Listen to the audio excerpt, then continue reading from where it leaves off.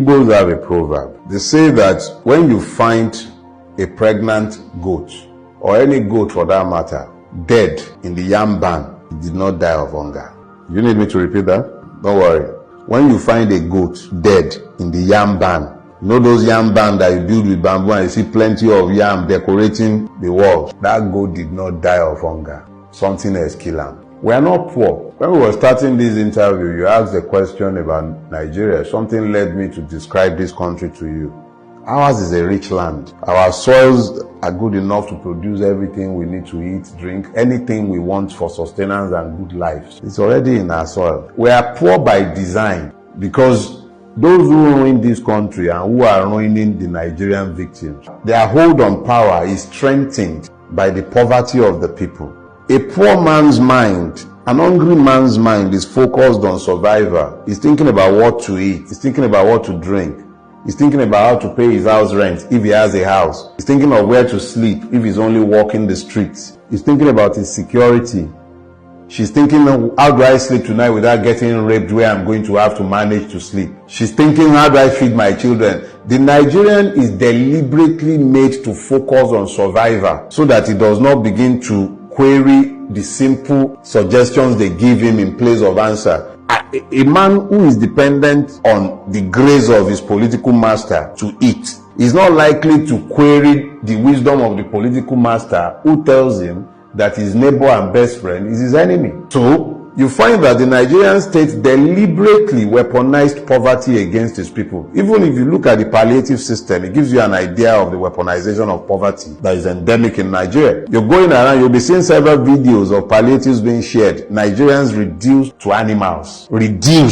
Scooping rice with sand, and we are not declared to be at war yet. You see Nigerians scooping food, hot food, off boiling pots, reduced to animals in a country where people are flying private jets all over the place. Reduced. You see young men reduced to beggars. So in essence, the leadership. It is leadership. It is the system, the governance system, and please stop using the word leadership. Just say ruiners. Look, if you want to be kind to Nigerian ruiners, call them rulers. Rulers are fixed in the moment. It's always about holding on to power. It's about maintaining hold on power. Those are rulers. Their job is to maintain themselves in power. And that's what Nigerian ruiners are. You can't call them leaders. Leaders see a destination in their mind. When they close their eyes, they can see destinations and they lead people in the direction of their vision. What is the vision governing anybody in Nigeria? None. We're sitting down conceiving of a new road project. By the time you are done conceiving, you find that even the concept is already outdated and obsolete. You are building rail lines that are only fit for the 1960s and 1950s. You are building them in the 2020s. Everywhere else in the world, when they are conceiving rail lines, they are thinking of something futuristic that will take you from point A to point B in record time, and then they crow about it. The complete lack of vision, the lack of ambition that governs Nigeria is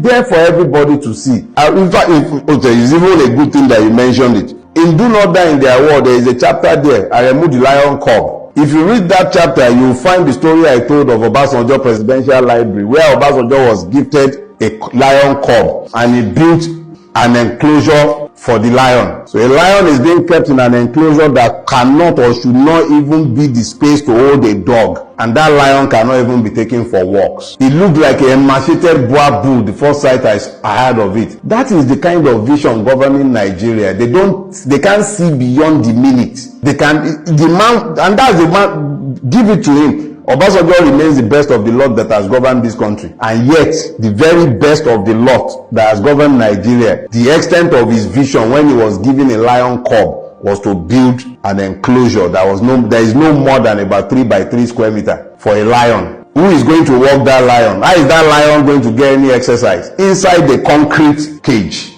That is the vision governing Nigeria. They cannot see beyond the moment. Pimpish imagination, all of them. What have they built? What do you see in Nigeria that is futuristic outside of their greed? But the realness doesn't stop you from use your words. The realness doesn't stop you from opening business, getting clients, getting customers, or doing what you need to do as an entrepreneur to build it. You see, that is the error right there. Let me take on the toga of the entrepreneur now. Sometimes you don't even have power for days at a time. You're running a business and it is your job to provide energy supply, power supply to your own business. Are you a power company or a tailor? Are you an hairdresser or a power company? And then you have to go and buy petrol at that outrageous amount to fuel your generator. Am I a power company? Is that not part of what the government should do? I have Megad permanently. Look, the failure of governance, when I tell you that the poverty is systemic and is deliberate, it sounds highfalutin. We're supposed to be a capitalist country, are we? Or are we communists? We're capitalists. What is the meaning of capitalism? It means that capital is present in the place. You have access to credit. Where is the access to credit in Nigeria? There is no Nigerian bank today that can offer you a loan for less than 20-something%. What business are you going to do at 20-something% that you can pay the bank? What business? What are you going to do unless you are trading? Since when did trading become a productive part of our economy? How many people can you employ in a trading business? Manufacturing is the backbone of any economy. You have to have a manufacturing base. Even if it's an agric economic base, you still have to find a way to work in there. Where is the capital? Where is power? Where are the infrastructures? Where are they? But in the same system, we have those that made it, that created wealth. What kind of wealth are they creating? Gambling, Bet Naija, School Naija, Gamble Naija. Successful entrepreneurs. Like which one?